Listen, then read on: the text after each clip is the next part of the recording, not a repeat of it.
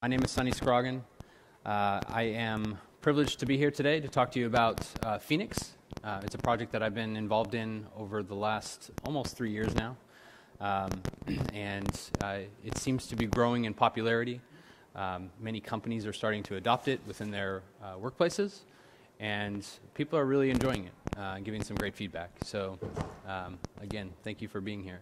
You can catch me on GitHub at Scrogson and on Twitter and various places as well.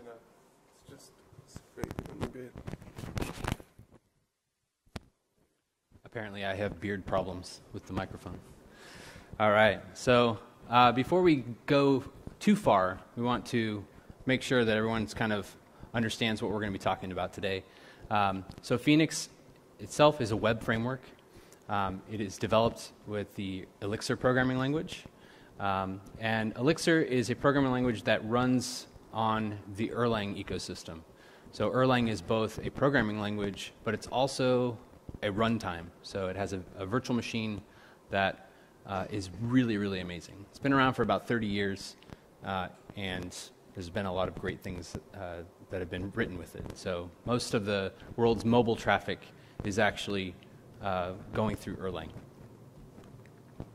So Phoenix, if you haven't seen, we have our GitHub is at Phoenix Framework. And so essentially, Phoenix is a web services framework. You can use it for building modern web applications. You can also go with kind of standardized traditional JSON APIs and things like that. It's very, very easy to get up and running with that kind of stuff. But it also has some more advanced features for building distributed messaging systems. And I think that that's where kind of the modern web is taking us. So one thing that is really important to understand is that Phoenix is not your application. So I know that sometimes when you're building web applications and you're using a framework, you tend to build your entire system within the reference of that framework itself. And I won't name any names, but there are many of them out there. It simply just provides the building blocks for you to build an application that has interfaces to your actual business logic. And so within this talk, I'm not going to actually show too much about how to talk to databases in specifically like building out modeling and stuff like that. But we'll show how to wire Phoenix up to your functions that deal with the database and different business logic. So moving along here, it's very familiar to anyone who has used kind of an MVC framework, ASP.NET MVC, Ruby on Rails, Django's Python framework. And as I mentioned, we have this kind of real-time messaging layer called channels. And this is really kind of the exciting part. To me, the web is kind of boring for the most part until now, when we're actually dealing with persistent connections and having to build servers that are actually online and holding a connection all the time. So that obviously also creates some challenges with deployments and things like that, to where you can't just take down the server necessarily and spin one right up in its place, because you'll drop connections. So you have to kind of think about how you want to build your system for deploying. Now, because Elixir is a functional programming language with immutable data, it's really, really simple to test your services. You can just simply construct some data, pipe it through some functions, and you have simple functions that you can test. So, and one of the other things that people are really loving about Phoenix is the fact that because it runs with Elixir and Erlang, it's very fast and efficient. And one of the reasons why people pick web frameworks a lot is because they may give you some productivity gains. Ruby on Rails, for instance, is a really popular framework, and people are really productive in it. They get up and running, and they can build entire applications very, very quickly and scaffold out things for prototypes and things like that. And Phoenix also really allows you to do that as well. But you don't have to compromise on productivity and performance. So Phoenix is not really alone. It's a kind of multi-layer system. It takes advantage of a few different libraries to provide all of its functionality. And one of the main ones is called Plug. And Plug is a simple kind of abstraction for dealing with different web servers. So right now, the most popular web server in Erlang is called Cowboy. And this is the one that works with Plug out of the box. It's a fantastic web server. It's really small code base. It's extremely fast. And it allows you to have incredibly high concurrency, where for each request that comes in, it spawns an Erlang process to deal with that particular request. And at the end, it dies, and then the supervisor will replace a new process in its place. And it's really amazing.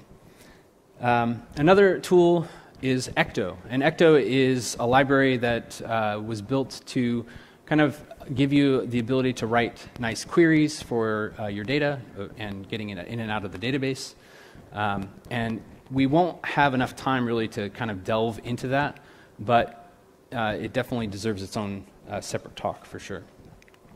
All right, so I want to take a moment to really kind of explain how Plug really is kind of the center. It plays the main stage really in Phoenix applications. So this is essentially a library that gives you a specification for building composable functions that allow you to basically build a pipeline for your requests and response. So you get a request that comes in, and you essentially have a data structure that allows you to build a response very, very easily. And so plugs are generally reusable modules or functions. You can package them up in an Elixir package, put it on the Hex website, which is for our publishing packages, and then other people can pull those in and reuse them. And so the plug specification starts with this plug.con data structure. And this is essentially, it's what's called a struct in Elixir. Very familiar with in other languages that have structs. It's essentially, it's in Elixir, it's a map. It's a special kind of map. It just has a key in it called __struct__. And it specifies which module that it belongs to. And this module, plug.con, essentially has a bunch of functions for dealing with this con structure. So you might want to set a response header. You might want to set the body, various things like that. You may need to get something out of the session and be able to read a value from the session, go to the database, grab some stuff, and then you can actually assign variables and things to this connection. And this is what it looks like. It might be pretty small for all the way in the back, but it's a pretty larger data structure. But essentially, a lot of web frameworks and web tools generally have like a separate request and response objects for dealing with things. And with Plug, it's really, really simplified into just one single data structure. And this one data structure is simply piped through the entire stack of your application. And so it makes it really, really simple in terms of the API, and also your functions don't have multiple arguments and things like that. So the plug specification, continuing, there's two kinds of plugs that you can create. One is just a simple function, and the other is a module plug. And so function plugs are any function that takes and receives a connection as the first argument, and a set of options, which can be any term, can be any Elixir term, and it just needs to return the connection. So if you're not familiar, this syntax down here is like a spec, and this is just showing the options inside, or the arguments inside the parentheses. So it takes the plug.con type and the plug options, and then it returns a plug con type. And this here is an example of a simple JSON header plug.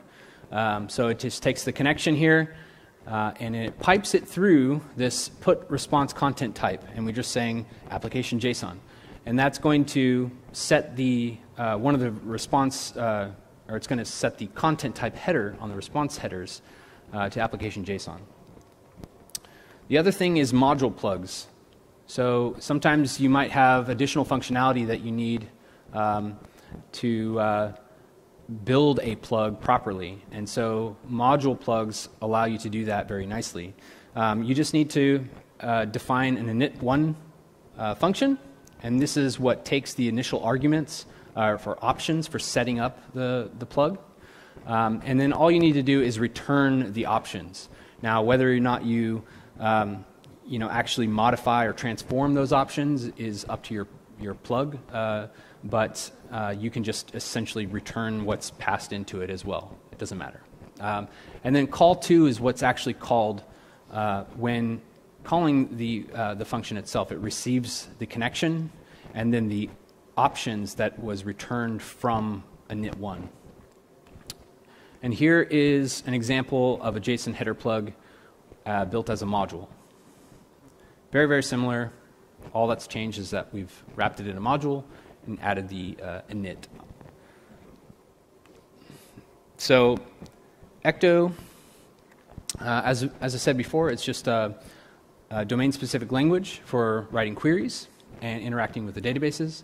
It has a lot of really interesting stuff in it that's very different from other data access tools. And there's been a recent book that's been written about it. It's at 2.0. If you go onto the Plataformatech blog, which is the company that's responsible for Elixir, they're also writing Ecto as well. So let's talk about how you get started with Phoenix now. Essentially what we have here is we have what's called a mix archive, and you can install this archive on your machine, and what it provides you is a nice little mix phoenix.new task. And you can just pass it the name of your application, and it will go ahead and generate just a kind of a scaffolding skeleton of the project. So there's lots and lots of different files in here, but most of them you can see there's like test files for testing things. It does all of the router and the endpoint and all that kind of stuff.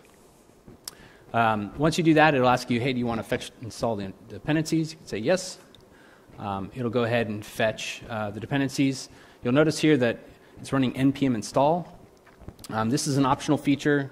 You can flag it off if you don't want it, but many times when you're building web applications, you also need tooling for compiling JavaScript and CSS and things like that if you're using Sass or various tools like that.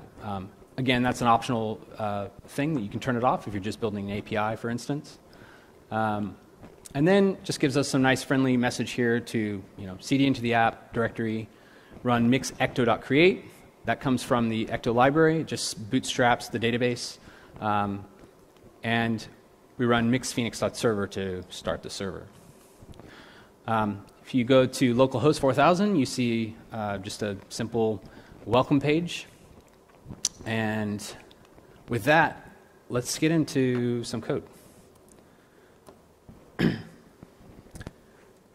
So what I'm going to do here is kind of start building out just a simple user registration and show you kind of the building blocks that you're going to be using when writing a Phoenix-based web application.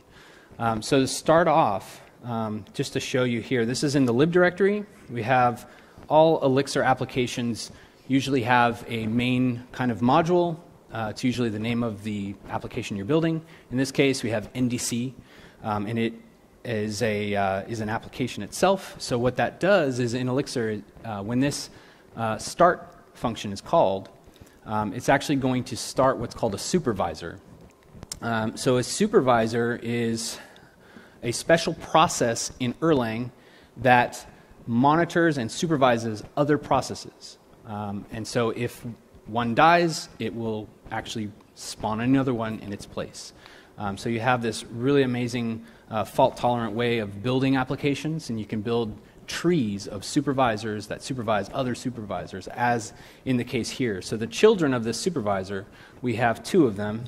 We have the ecto repo, or the NDC repo. In this case, this is our repo, and the repo is the thing that actually talks to the database. So it's in charge of setting up a connection pool, being able to check in and out connections, and actually does the inserting of data and things like that. The next thing is the endpoint. So the endpoint is something from Phoenix. It's the actual module that's responsible for starting and managing the web server. So it's the thing that is the first in line for receiving the con structure. It is actually a plug itself. So there's three main plugs in Phoenix. One is the endpoint. One is the router that we'll see in a minute. And then the others are the controllers. And so this particular endpoint is pretty interesting. All it really is doing in code here is setting up a bunch of different plugs as a pipeline. So all of these plugs that are in this file will be hit on every single request. So we have a plug here for setting up static assets for JavaScript and all that kind of stuff. For in development mode, we have a section here for code reloading. So whenever you save a file, it will automatically recompile that file so that it's reloaded inside the VM. We have things for logging, parsing the body, and query strings and forms and stuff like that. We also have, of course, sessions, so setting up cookie store. And then the last thing here is we plug the router. So, and the router, as you probably could imagine by the naming, it routes things. So this is the basic router that comes kind of pre-configured when you generate an application. We have down here, we have the scope. The scope is starts out with just a scope to the root. And we have one route in here, and it's a get to the root. So HTTP verbs that you use here with the like get, post, put, patch, delete, etc. Are all available for building out routes.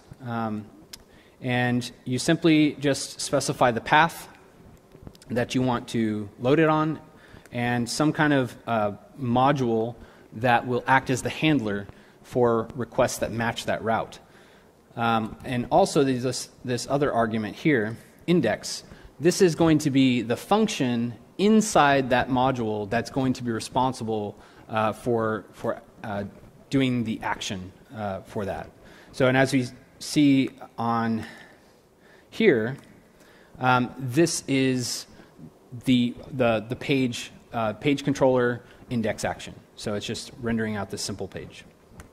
All right, so the first thing that we want to do in this case where we're registering a user is we want to get some sort of way for them to hit the register path. I'm going to bump this up because it's pretty small.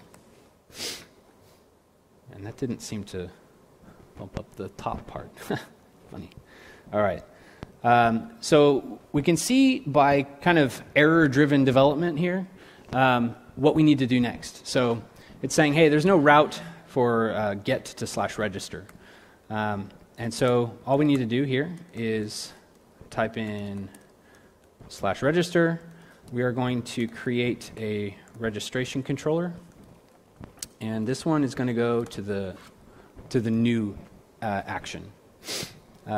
So this will be the action that's responsible for actually displaying a blank form so that people can fill it in. The next thing that we're going to need to do is we're going to need to have an action for posting our data, posting our form, and that will go to the same module but with a create action. Okay? So if we refresh, we'll see another error. So this is now basically telling us that the module is not available. So simple enough. We can go in and create that module. So registration, this is like the hardest word to spell.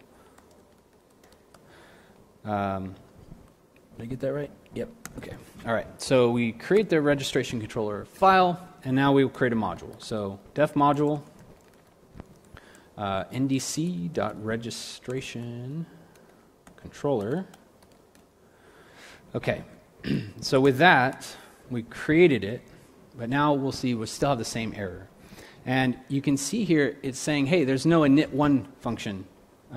It's undefined or it's private. So if you remember from when I was talking about plugs, a module plug needs to have an init1 and a call 2. Well, in the case for Phoenix, we actually have what we do here is we have a special module in all Phoenix-generated projects called web. And it's right here. And this, whenever you use the word use in Elixir, what it does is it actually calls a special macro in that module. So in the using module, the module that you're saying that you want to use, we'll call this macro called dunder using. So, and in this case, it's a macro that receives one argument, and it's just an atom, and it simply just uses apply 3, which takes the current module and applies the atom as the function, and then with no arguments, which is the empty list as the third argument there. So in this case, when we're saying, hey, we want to use this module and it's a controller, this is the function that's going to be called. When we use quote, it's actually going to do, this is done at compile time, so it's not at runtime, it's at compile time, and this actually injects the functionality that's within this quote block directly into the module. And as you can see here, it's doing an additional use. It's using Phoenix controller, and so that will then open up that use statement and kind of recursively go through and injecting functionality. All right, so now we have our controller, and we've got the use statement there. So now if we refresh here, now it's telling us, hey, there's no new to function. So, oops, we'll set this up. So it takes the connection, as the first argument, and then it takes some parameters as the second argument, but we actually won't use those in this particular function. So to get this to kind of work, just to show you here,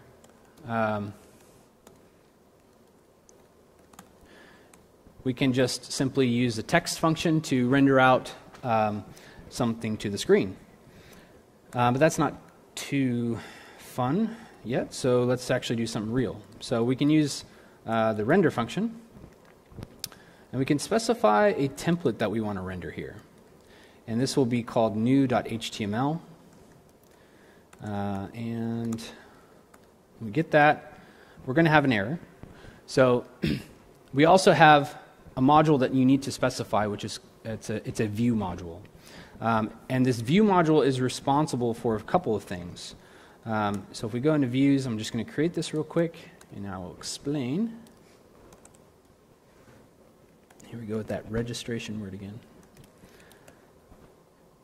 Okay, so the view itself is responsible for rendering templates. It's also a place that you can use as like view helper functions that are for presentation, kind of concerns. So, and so as you will see with this, all we need to do is use NDC web and specify that it is a view. And now we have a different error. So what's really interesting about this is that it's saying, hey, we could not render a new.html for this view. Please define a matching clause for render to, or define a template at web templates registration. So the interesting bit here is that we could actually go in here and say render new.html, and we could do something like this.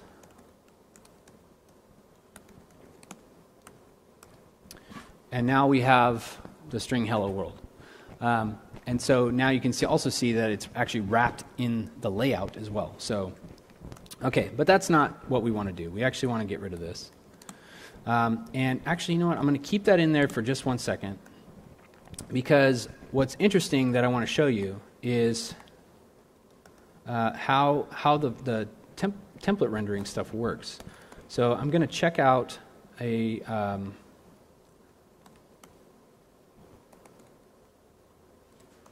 previously done up template here, so I don't have to type all this stuff out. Okay. So I've got a template in here now for registration, new.html.eex. EEX stands for embedded Elixir. It allows us to interpolate Elixir code directly within HTML. And so this is simply just it's got some form helpers to help us create forms and all that kind of stuff. So now if I reload, it's actually still showing the original stuff. And the reason is because at compile time, it checks to see first if there is, when it's compiling the view, it's actually seeing this render clause for new.html. And it just doesn't bother checking the file system to see if there's a template there. So if we delete that and we refresh, now it's actually using the template. So we have this variable that's defined inside this template called change set. And so now it's squawking at us that it's not set. So we need to do that. So we'll go into our controller, and we're going to do something here that is already defined previously in another module that I've done beforehand. So I have this registration kind of context module that is going to be responsible for actually taking form attributes and actually saving user into the database.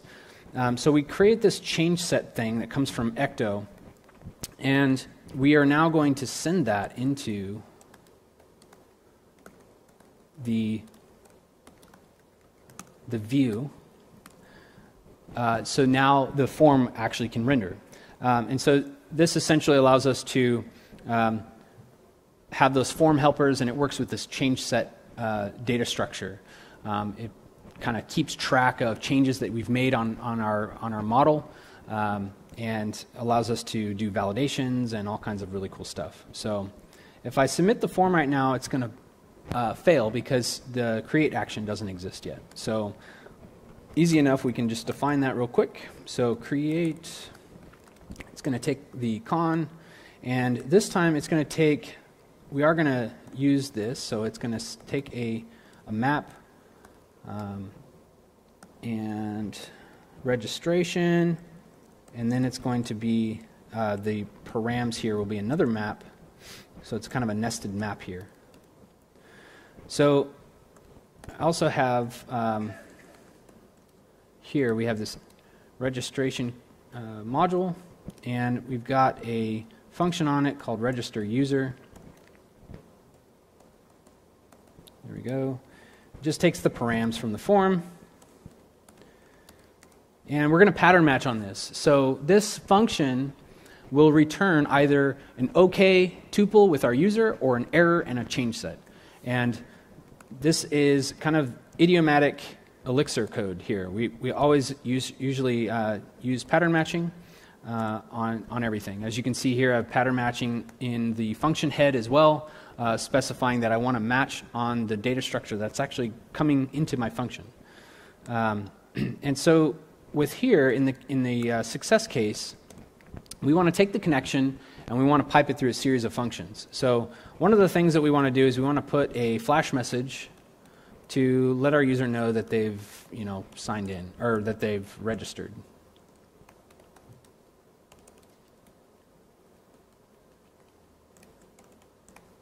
Okay, and next we want to actually put something in the session that actually identifies the user. So we're going to take the user ID and we're going to stick it in a cookie under the key of current user ID. And then lastly, what we'll do is we'll just redirect to the home page. And we have these path helpers that are quite handy, so that you don't have to hard code, path strings in your code. So we're just going to redirect to the page path. We pass in the connection so that it understands the routes and things that are available. We just specify the index. Now, in the case that we get an error and a change set back, then we are essentially going to do what we do in the new function or new action, and just re-render the form again with the new change set as the variable that's published there. All right, so let's go back and let's re-render the form, and I will register myself.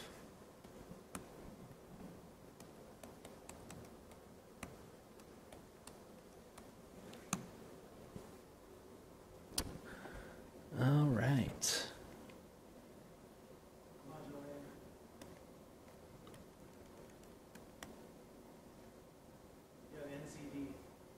Nice. Thank you. I always do that. I picked the wrong name to use. All right, let's try this again.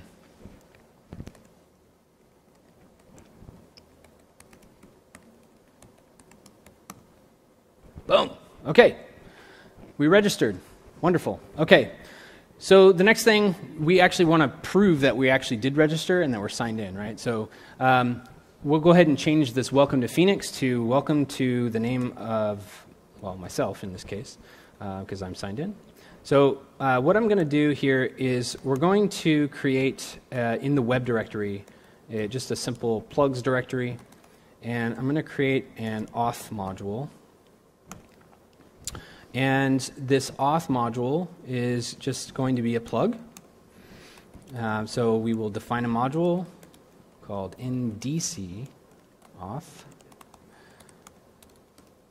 We are going to import plug.con, this so we can have access, direct access to all the functions that are available in there.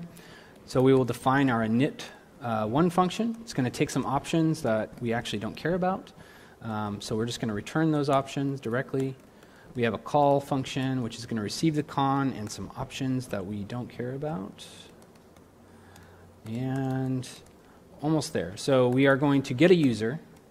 We are going to do that by calling a function called user from session, passing in the connection. And then we're just going to take the connection and we're going to pipe it through this function called assign, rather. And we're going to assign current user to the user. Now, if you remember, we were using @ variables in the templates. So that's where these assigns are coming from. So anything that's assigned, so this current user as the assign inside the template will become @current user, if you're tracking there. So now we need to define this user from session. It's going to take the connection, and we are going to case on get session. So this is a plug function. We are going to say, hey, give me the current user ID out of the session. And two things could happen. If someone's reached the site and they're not signed in, this is going to return nil. So if it's nil, we're just going to return nil, because we can have that variable just available. And if we do any kind of if checks on it or anything like that, it'll return truthy or falsy value. So if we get a value back, it's going to be some type of integer. And so we can just say NDC user.getUser from this int. Okay. Now we need to actually plug this in. So where we're going to do that is in the pipeline for the browser. We're going to just plug this in at the end here. And an important thing is that since we are using the plug get session, we have to do that after we have already fetched the session. So what's really cool about plug is it actually allows you to bypass accessing fields that are potentially expensive. So for instance, reading the body, reading cookies, those things can be quite expensive. And for instance, if you're using like an API, for instance, a JSON API, you're probably going to be sending in a token and you're not going to be dealing with cookies. So you can bypass reading those values and actually worrying about them completely, which is nice. All right, so let's see. All right, right, so we need to actually modify the message now. So we will go to the page index. And I'm going to just get rid of the marketing junk down there. I'm going to duplicate this, and we will say, instead of Phoenix here, we will say current user.name, and here it'll be guest. And we can just do some if logic here, so we'll say if current user do else. I need to get my I used to have nice Vim plugins for putting brackets around things nicely. All right, so there we have it. So it's actually reading the value out of the cookie, fetching the user from the database, and presenting that to the view itself. So we are logged in, and we are ready to look at the next thing. So I'm going to clean this up. Oops, FD. And I am going to... Actually, I'm just going to check out this next branch here. Okay.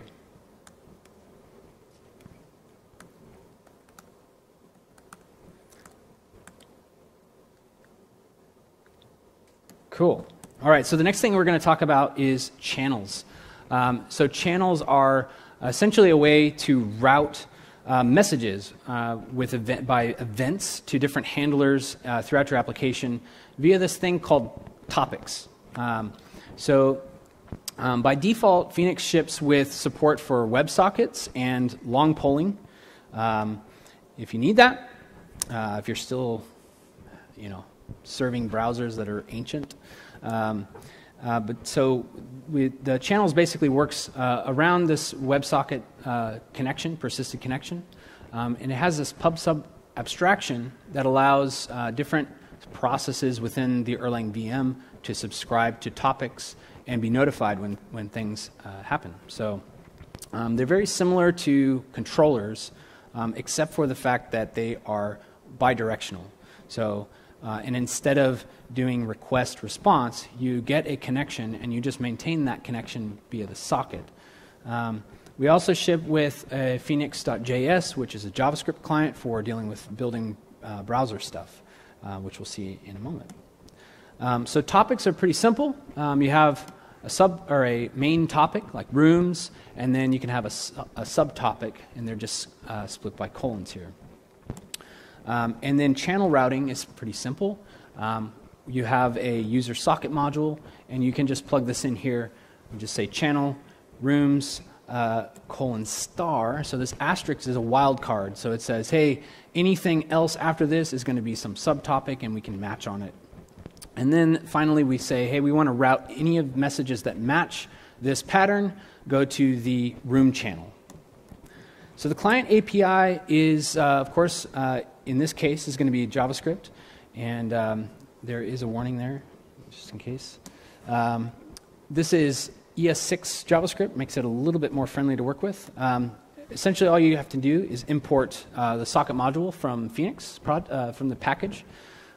We can instantiate a new socket, giving it the path that we want to connect to, and passing in some kind of parameters, like a token that we can use to authenticate the user. We connect on the socket. We create a new channel saying we want to join the room lobby channel. When we actually join the channel, we can pattern match kind of on the values that are returned from the server. So if we try to join a channel that we're not allowed to because we don't have authorization, it'll return back an error, and we can match on that and do something different. So you can also set up different callbacks for on close, on error, and etc. You can push messages to the server very easily. Just give it an event, so channel.push, give it an event name as the first argument. The second argument is an object that can be serialized into JSON. And finally, we have message handlers or event handlers rather. So in the case here, we get an event of new message. We're going to get that message, and then we can, do something with the DOM or whatever. All right, so let's write some more code. So I've only got like 20 minutes, so let's see how much I can get done. Okay, so basically what I've done is I've got a room and message model that we can play with already pre-built. Let me just restart the server because I think it needs to load all the new code. There we go. Cool. Okay. So here I'm still signed in as before, but I've got this thing here, this link to this rooms, and I've got a list of rooms, and I've got this lobby here. So I've joined the lobby, but of course there's no UI that's kind of totally working here. I can send messages, and I'm not on the Wi-Fi, so you can't see my avatar, unfortunately. So this is partially working, but there's a couple problems. When I refresh, I don't have that message that I just wrote. It's not there on the screen, so we need to fix that. And we also don't seem to have our roster list there. So let's go ahead and see how we can fix that stuff up. So in our web directory, we have a channels directory, and we have a room channel that I've created here. So just to go over this code real quick, it's a lot to kind of type and explain at the same time, so I wanted to pre-populate something that currently sort of kind of works, and then we can fix some stuff up as an exercise together. So when you create a channel, there's essentially two main functions that you're going to create. One is join, and join takes the actual topic. And in this case, you can see we're actually doing some kind of binary concatenation operation, which works in pattern matching in this case. Only when it's actually on the last bit of it, it'll work. So we pattern match on this binary called rooms : and then we say that anything else after that is going to be the name of the room itself. There's also a payload that can be passed in, but most of the time it's just like an empty object, so we can just ignore it for here. The socket is going to be the actual state of this channel process. So every time we want to update our state, we need to essentially return some value that has that updated state. And this is kind of the way that Erlang works, where with processes, it's just recursing over its own state and listening for messages. So we have basically fetching the room from the room name, and we use a similar function as we did before with the plug.con, but this is phoenix.socket. And so we say assign the socket this room with the value of the room itself. And then for handling new messages, this handle in will work off of when you push a message from the browser to the server. So when you push it to the server, it's going to hit the callback, the handle in callback, and it's going to have some sort of event type on here, and we're saying new _ message, and we're going to pattern match the body out of it, and we are going to be past our socket, which is our state, And here we're just using the assigns key in there to get out the user and the room. And we go ahead and we insert the message. And when we get that back, it's going to be an Elixir struct. It's going to be a message struct. And so since we want to simplify what we're actually sending back to the browser, we just run it through this toMap function that I've created down here, which simply just transforms the message itself and like the user that's related to it into a nice usable structure. So from there, we actually use this broadcast function, and we say broadcast on the socket, the new message event, and the message itself. And this is actually anyone who's also signed into the same channel, anyone who's joined the same channel is going to get the new message that's being sent from the user.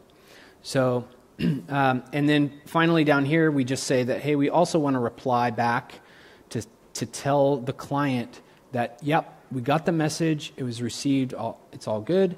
And so the client can know. You can build UIs that kind of know that, oh, this message should be sent, but if in case we get an error back, maybe we can remove it from the UI or whatnot. So if you return an error here. Okay, so let's get into solving these other problems. So the first problem is that when I refresh this page, since I created a message, I should see the history here. So what we need to do for that is in our join function, we want to be able to send a message of all the history to the browser once we've joined. And in order to do that, we need to actually do it after the fact, after we've actually joined the channel. And so the way to do that is we can actually send ourselves a message. And so it can be we can name it anything, but I'm just going to call it after join. And the way this works in Erlang and Elixir, obviously by extension, is there's a callback function called handleInfo. And handleInfo is going to receive the message. So this is after join and our current state, which again in this module is the phoenix.socket structure. And so in here with handleInfo, we need to the response of this, or the return value, needs to be no reply and socket, because we're not actually replying to anything. We're sending a message to ourselves, and so that's where it's going to hit there. Okay, so like the other one, we're going to copy and paste that from there because we need the user and the room. And so what we need to do is we need to get all of the history, all of the messages from the room. So we can take the room and we can pipe it into room.withMessages. And what that's going to return us is a room struct, which has the messages preloaded in there as an array, or a list, actually. And so what we can do is we can use map.get. As I mentioned before, all structs in Elixir are just simply a map. So we can use the map API on structs, and so we can just say, hey, we want to get the messages key. And then with that, we're going to get a list of messages back. And so we can use the enum module and say enum.map, and we want to call toMap on it like that. And this is the kind of shorthand capture syntax for describing an anonymous function, or a function to call in this case. And we're explicitly saying it is toMap with one argument, so the arity of 1.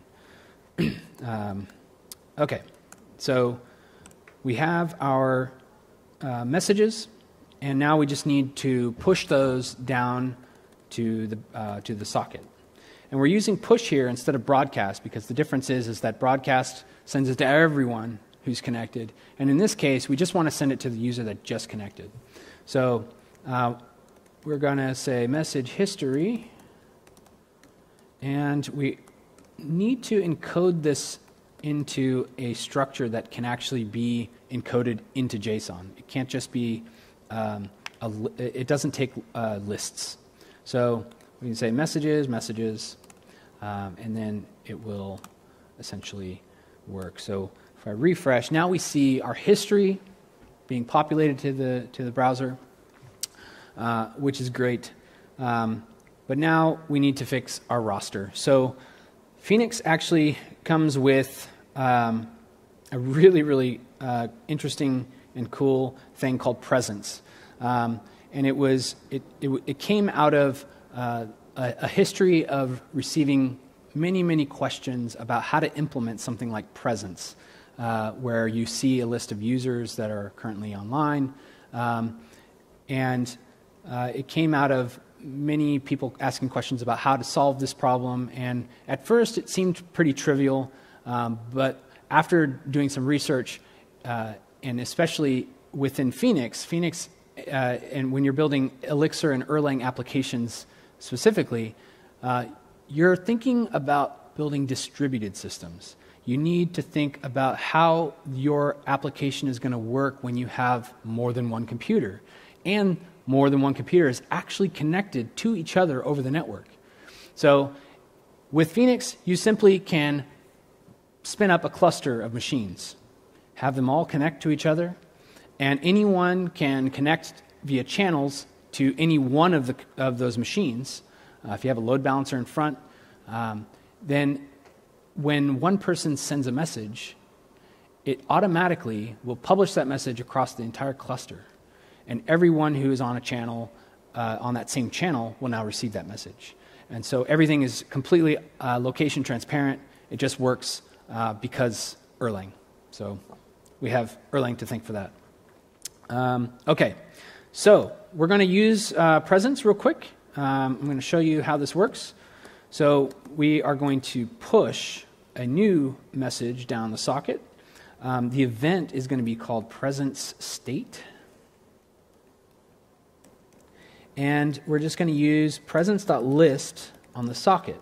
And what this does is it says, okay, hey, I want to go to the presence server that's running. And it's when I say server, it's not like a separate machine outside, but in Erlang, every process is essentially kind of like a server or a service. So Erlang invented microservices, by the way. They're called processes. So essentially what this does is it says, hey, give me a list of all the processes that are joined to this topic that belongs to the socket. So the socket itself has a key called topic, which matches, in this case, rooms:lobby.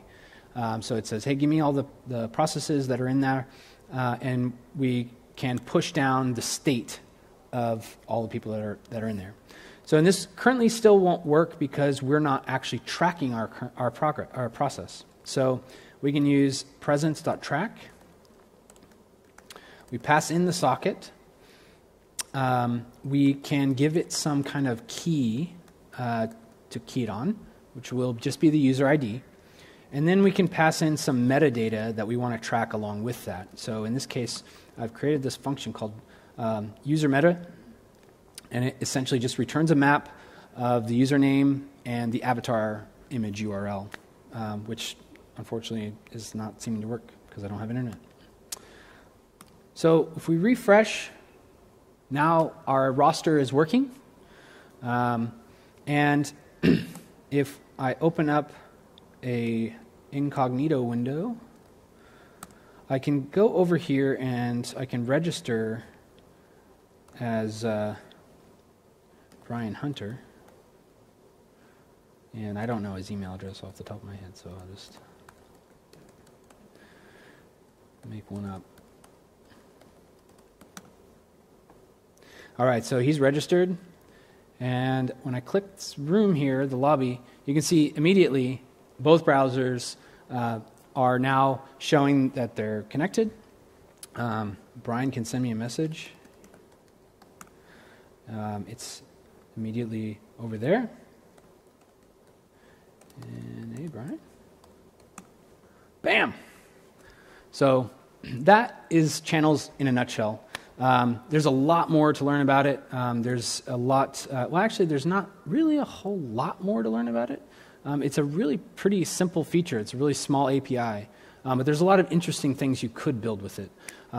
In fact, the presence stuff in particular, you could implement service discovery very easily with it.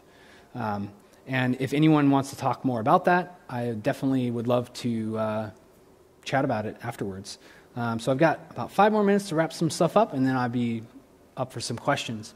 But if you do want to learn a little bit more about Phoenix channels and presence specifically, I gave a talk last year at NDC Oslo on that subject explicitly. So it was a longer talk that really uncovered all of the details about presence and how it works, and about the details of distributed systems as well. Okay, so just real quick, I want to show you the outside view. Is pretty cool because you can, with channels, you can implement a client in any language you want. It could be another server for all. It doesn't really matter. You could have server-to-server communication over WebSockets or some other protocol that you want to do. Channels is actually the transport is. You can build your own transport, and it doesn't have to be over WebSockets, but it could be over just some straight TCP kind of thing as well. But the cool thing is that you can have any number of clients connecting. When you need to scale up, you just add a server, boom. Now you can have browsers connecting as well, and everyone will automatically get all the messages from one node to the next. So it doesn't matter. All of these are independent and isolated as well. But the inside view is actually even more interesting. So we have the client on the left and the server on the right-hand side of the line. So from the JavaScript side, you say socket.connect. It creates a process, an Erlang process. These are not operating system processes. They're very lightweight green threads, if you want to call it that. And they're very inexpensive, very lightweight, hardly any memory. Creates a process that's basically the socket process. And then when you want to, when you do that, it's going to register itself with the pub subsystem. And then when you say channel.join, some channel there, it's going to go through that socket, and the socket is going to spawn a channel process. And that channel process is then going to end up registering itself with the pub subsystem, saying, hey, this is my PID, my process ID, and this is the topic that I'm joining. And the pub subsystem keeps track of that. If you join another one, it does the same thing. Spawns a new channel process, registers, all that kind of stuff. For each one, it does this. So each individual channel for every single user that's on the system is completely isolated. They're all running concurrently and isolated. So crash in one process doesn't affect any of the others. And you have a very nice, robust system this way. So in the case that another process actually broadcasts a message out, so this green one over here, it just sends a message, and it broadcasts it using the PubSub API. That message goes to the PubSub system, and it says, oh, hey, these processes are subscribed to that topic, so I'm going to send them a message. And so it sends the message to the channel, goes through the code that is going to be executed for that event. The return values end up getting sent down to the socket layer, and then obviously sent down to the client there. So that is about it. We actually have some really nice guides as well that are written up. There's a lot of kind of stuff that's changing within Phoenix right now. We're working on 1.3, and a lot of things are going to change, and specifically around the data modeling stuff. We used to actually ship with a lot of tools to help you generate data models and stuff, and we're actually going away with that because we don't want to tie ourselves too tightly with that structure. But you can check out the guides for more information, and with that, thank you.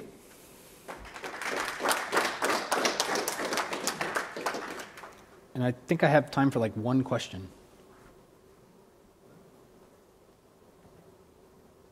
Yes, sir. Am I on the Phoenix core team? Yes. Yes.